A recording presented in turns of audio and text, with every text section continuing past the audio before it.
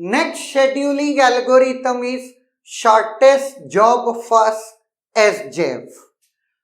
अगर मैं इसके क्राइटेरिया की बात करूं तो इसका क्राइटेरिया वह बस टाइम, वो प्रोसेस जिसका बस टाइम सबसे छोटा है वो सीपीयू में पहले जाएगा।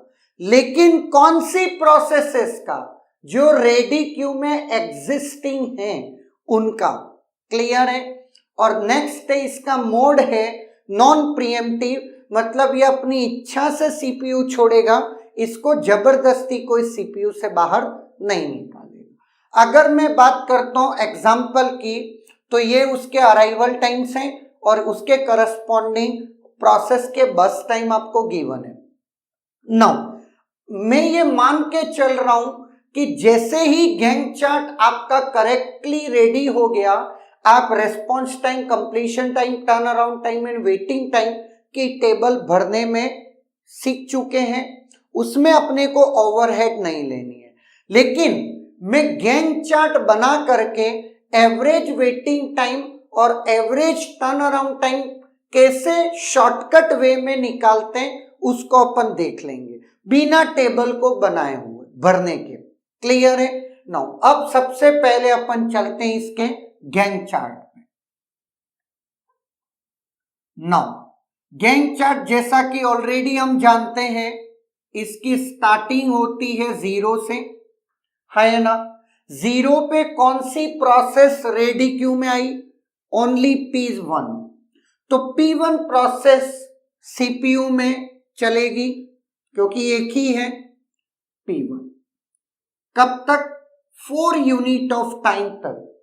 तब तक P2, P3, P4, P5 ये चारों प्रोसेसेस रेडी क्यू में आ गई, है ना। अब मैं बात करता हूं एफसीएफएस में, मैं अराइवल देख रहा था 1 2 3 4, तो P2, P3, P4, P5 चल रहे थे। लेकिन यहां पर हम देखेंगे बस टाइम वो भी जिसका कम है 2 3 1 5, मतलब सबसे कम किसका है? P4। ये एग्जीक्यूट करेगा नेक्स्ट में। कब तक? 1 यूनिट ऑफ टाइम, है ना। 1 यूनिट पे 5 पे एक और प्रोसेस रेडी क्यू में एंटर हो गई, वो है P6। P6 का बस टाइम, अब कौन पेंडिंग है? P2, P3, P5, P6। P6 का 1 है बस टाइम, तो P6 चलेगा 6 तक। क्लियर, ये भी कंप्लीट। उसके बाद कौन पेंडिंग है? P2, जिसका बस टाइम 2 है क्योंकि इसका 3 और इसका 5 है, दैट इज P2। कब तक? 2 यूनिट, दैट इज 8, है ना। नेक्स्ट आपका P3, उसका 3 unit of time, that is 8 + 3 11। Next 5 unit of time P5 का है, 11 + 5 P5 का, दैट इज 16। 11 + 5 इज 16। नाउ अब मैं आपको एक चीज पूछूं कि आपको average turn around time calculate करना है। Average turn around time calculate कैसे होता है? Completion minus arrival, 4 - 0, 4 - 0 P1, 4 - 0 is 4, P4 5 - P4 3, 5 - 3 it's 2, P6 6 - 5 is 1, P2 8 - 1 is 7, P3 11 - 2 is 9, and P5 16 - 4 is 12 upon 6। बात समझ में आ गई? तो मैंने कहीं पर भी टेबल को फुल नहीं किया और ना ही मैंने CI-1 AI की इंटरमीडिएट टर्म को लिखा, मैं सिर्फ रिजल्ट लिख रहा हूं, है ना। तो ये बात एक बार आप कर सकते हैं, प्रैक्टिस करेंगे तो हो जाएगा। तो ये आप सॉल्व कर लीजिएगा। 4 + 2 is 6 + 1 is 7, 7 7 14, 14 + 9, 14 + 9 is 23 plus 12 it's 35 upon 6। Clear है? नाउ अब अपना आता है क्या, average waiting time. Average waiting time भी आप डायरेक्ट लगा सकते हैं। वो कैसे? एवरेज वेटिंग टाइम का वेटिंग टाइम क्या होता है, सी आई माइनस ए आई माइनस एक्स आई। मैं ये कह सकता हूं ए आई प्लस एक्स आई है या ना, सी आई minus A I plus X आई। ए आई आपको गिवन होता है, ए बी एक्स आई भी गिवन होता है, और सी आई आप गैंट चार्ट से निकालते हैं। अब मैं आपको बताता हूं कैसे करना होता है। P1 4 minus 0 plus 4 that is A I plus X I, हाँ या ना।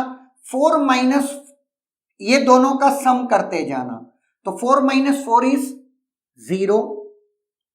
P4 5 minus 4 3 plus 1 4 5 minus 4 is 1। Next P6 क्या था आपका, P6 6 पे कंप्लीट है, 6 माइनस 6 इज 0।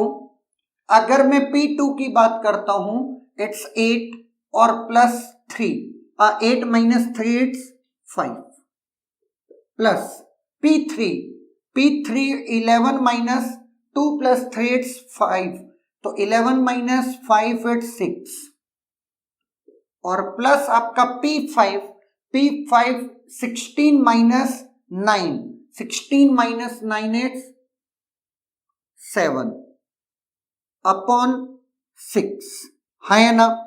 तो 1 plus 5 that is 6 plus 6 12 plus 9 7 19 upon 6। ये आपका एवरेज वेटिंग टाइम आ गया। नाउ ऐसे तो मैं आपकी इसके ड्रॉबैक्स या इसके एडवांटेजेस लेटर ऑन बता दूंगा, लेकिन एक चीज जो आप ऑब्जर्व कर पा रहे होंगे वो ये बात देखिएगा, जब ये टाइम T4 पे ये 4 process P2 P3 P4 P5 थे, तो सबने सोचा कि P4 पहले चलेगा, उसके बाद P2 चलेगा, इसके बाद P3 चलेगा और इसके बाद P5 चलेगा, है ना। जब तक P6 नहीं आया था, तब जैसे ही P4 एंटर करा, P2 मस्ती में ये सोच रहा है I am the next one. Clear?